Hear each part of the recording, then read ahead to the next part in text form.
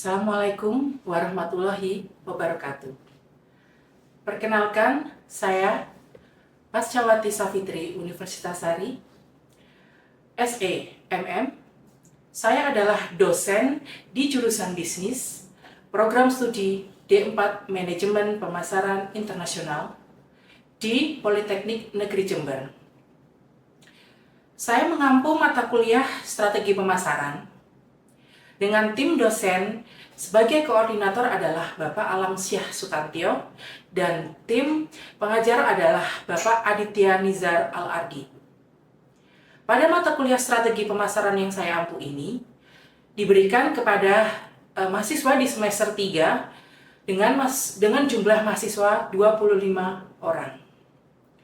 Mata kuliah strategi pemasaran ini merupakan salah satu mata kuliah yang penting dalam bidang manajemen, karena mata kuliah ini membahas bagaimana perusahaan menganalisis pasar, memahami kebutuhan dan perilaku konsumen, menentukan target pasar, dan membangun keunggulan bersaing, sehingga dapat menyusun strategi pemasaran yang lebih efektif dan efisien agar mampu memenangkan persaingan bisnis.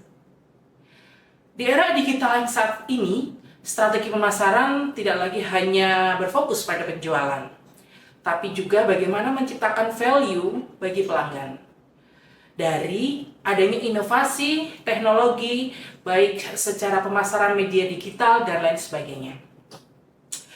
Selama mengikuti perkuliahan ini, mahasiswa diharapkan mampu memahami konsep dasar dari strategi pemasaran, melakukan analisis lingkungan, baik itu lingkungan bisnis maupun lingkungan persaingannya, menentukan segmentasi, targeting, dan positioning, menyusun strategi bauran pemasaran, merancang strategi pemasaran digital, dan menganalisis studi kasus perusahaan-perusahaan yang dapat memberikan solusi-solusi terbaik dari teori yang didapatkan dari mata kuliah strategi pemasaran.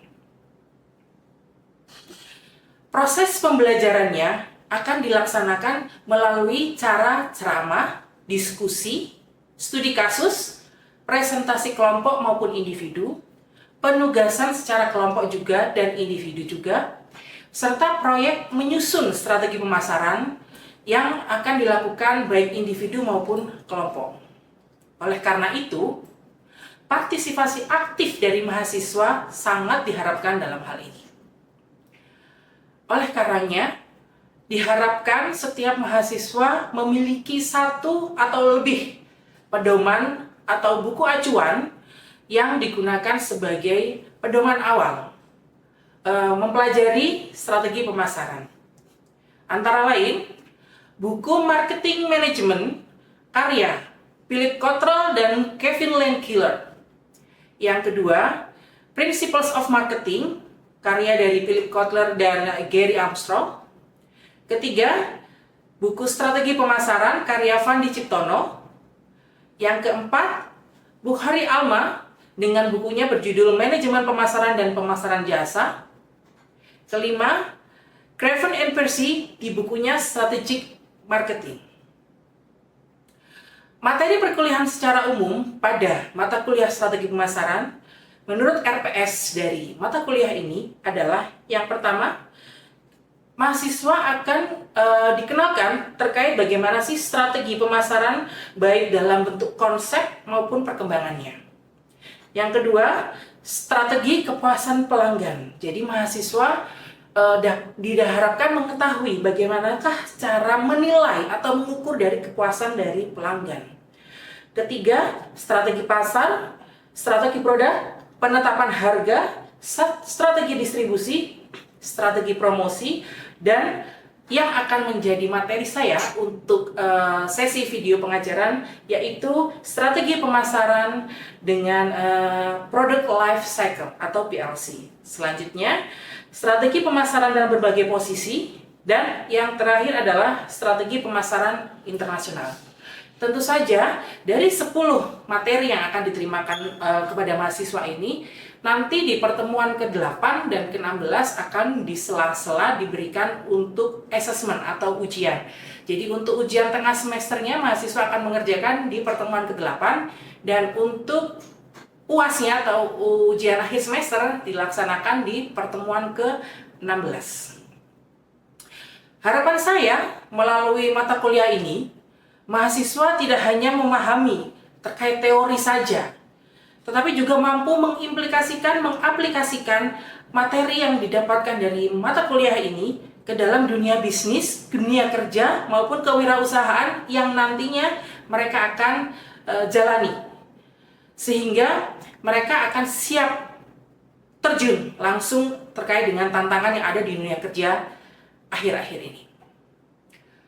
Selanjutnya, saya akan memberikan video pengajaran saya yang dilaksanakan di ruang kelas 21 di lantai 2 di Gedung Terpadu Agribisnis Politeknik Negeri Jember dengan mata kuliah Strategi Pemasaran bab 10, yaitu Product Life Cycle.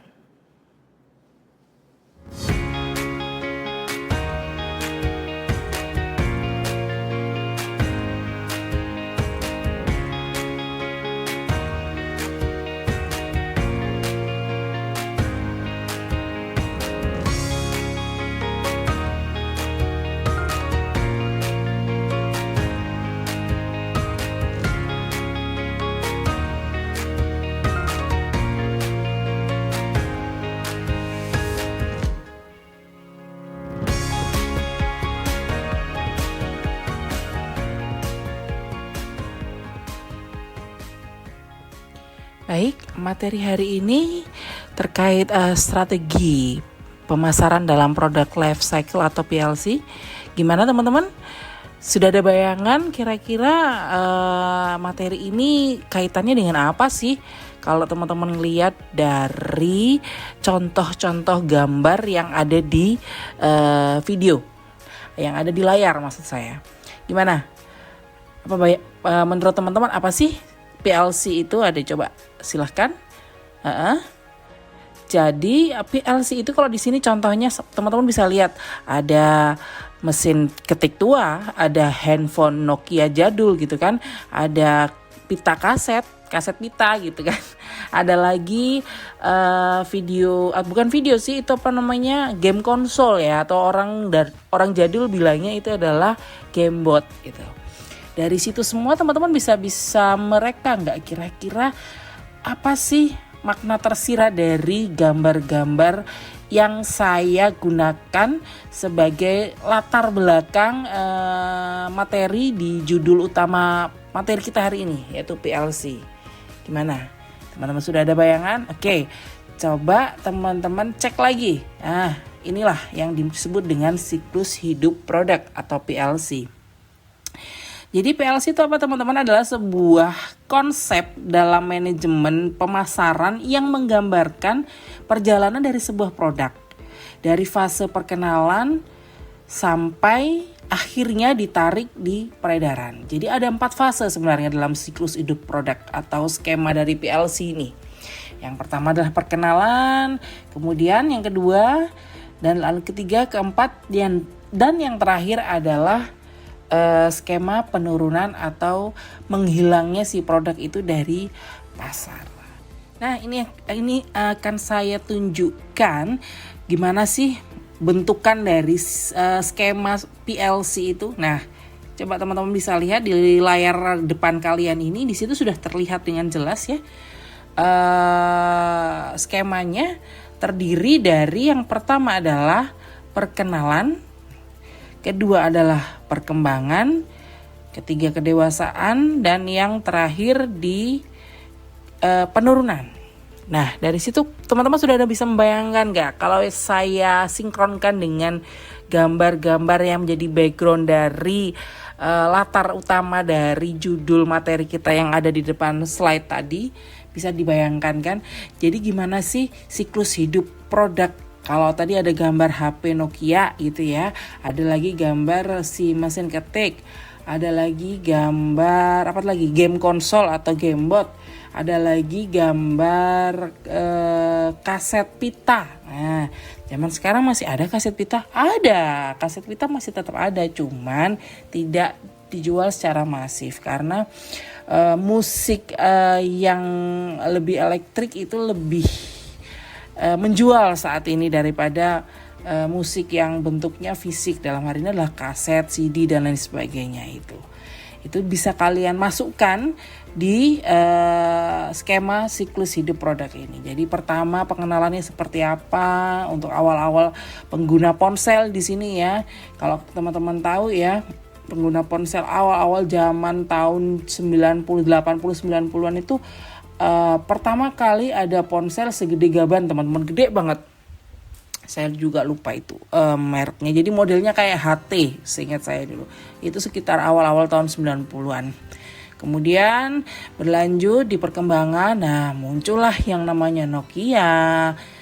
Kalau dulu ada namanya merek Siemens, nah, ada Motorola, ada lagi Sony Ericsson dan lain sebagainya. Itu dalam perkembangannya.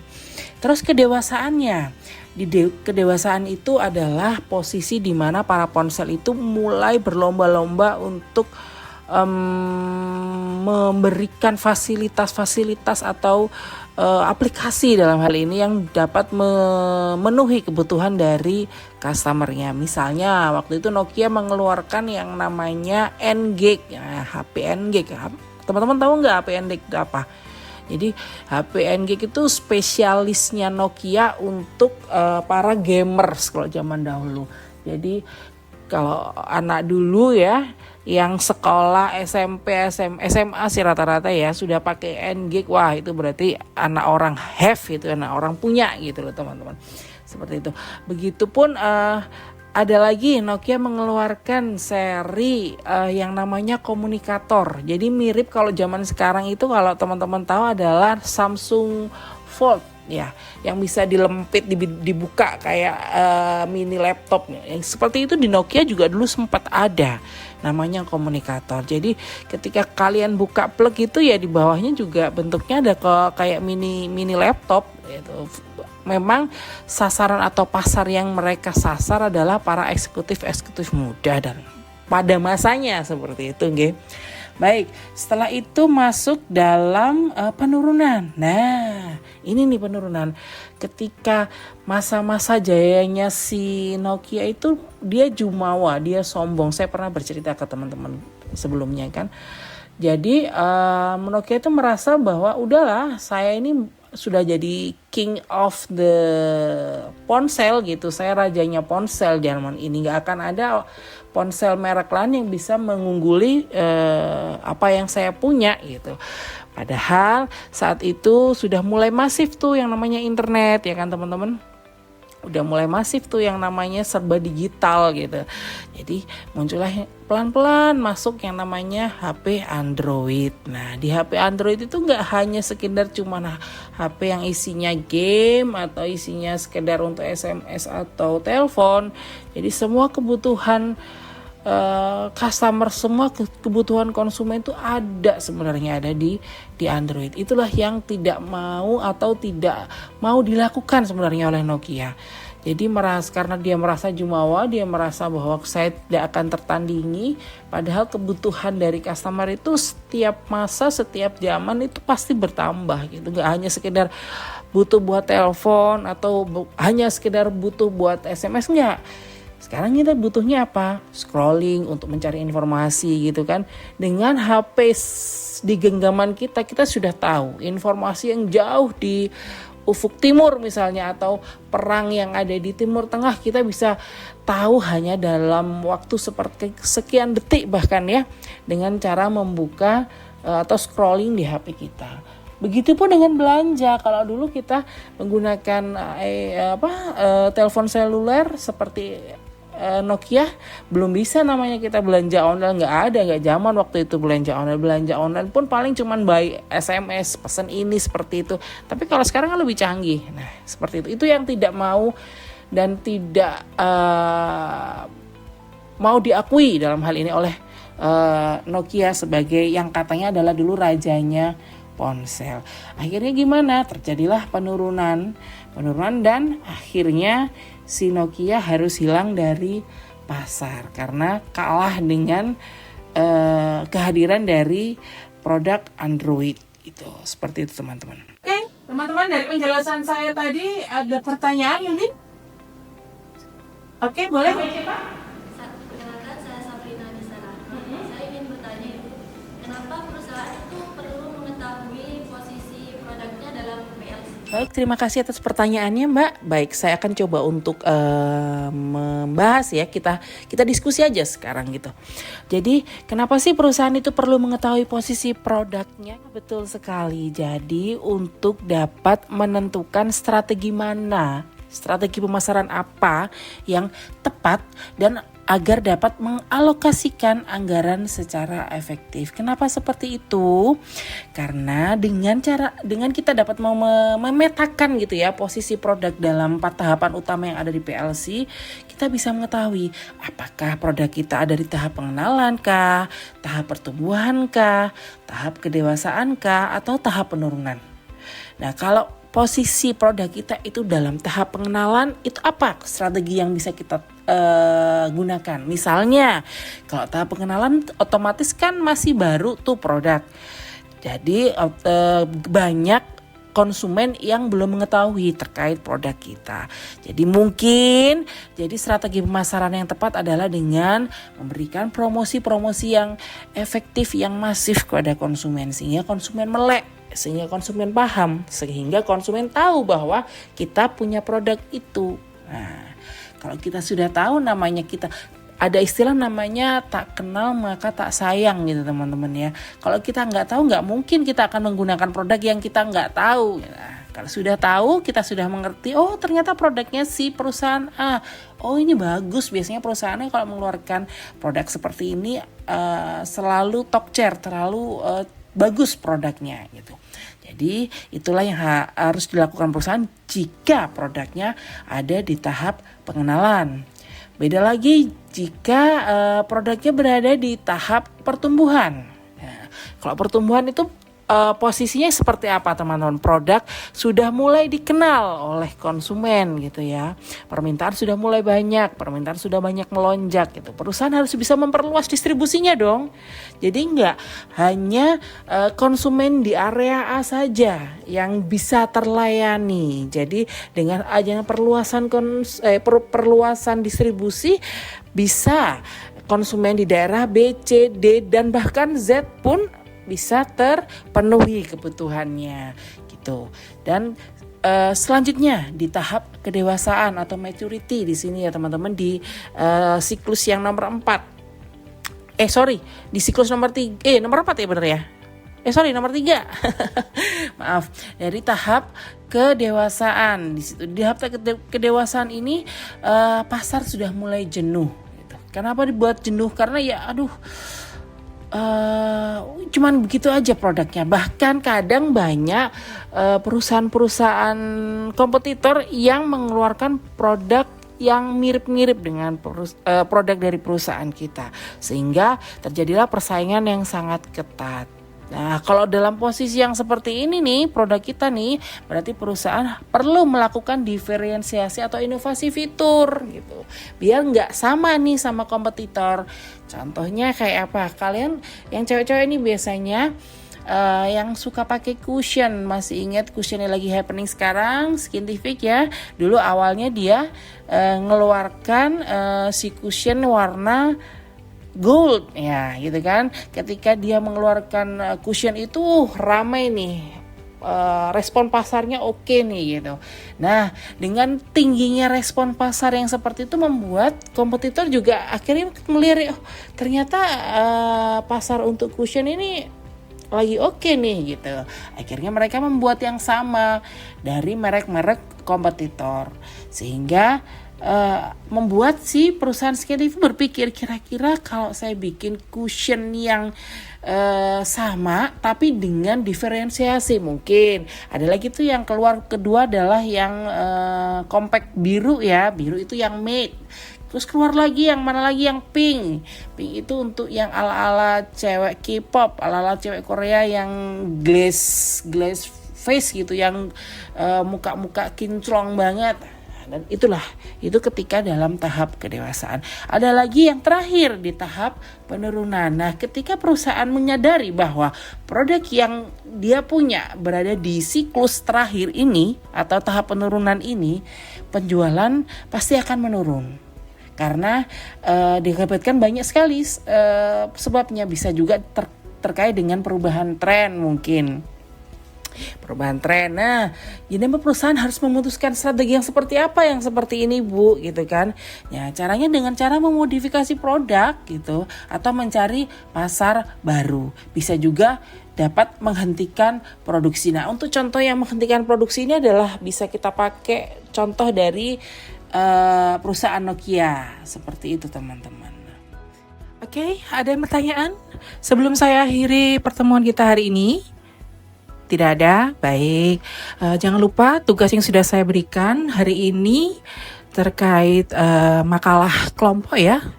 Untuk mencari jenis atau contoh produk yang sudah mengalami masa penurunan dan dikaitkan dengan skema PLC ya, dikumpulkan minggu depan per kelompok di waktu kapan? Hari Rabu ya, hari Rabu di waktu yang sama, di ruangan yang sama. Sehat selalu semuanya, jaga kesehatan, jaga kondisi. Sampai ketemu lagi minggu depan. Wassalamualaikum warahmatullahi wabarakatuh. Terima kasih.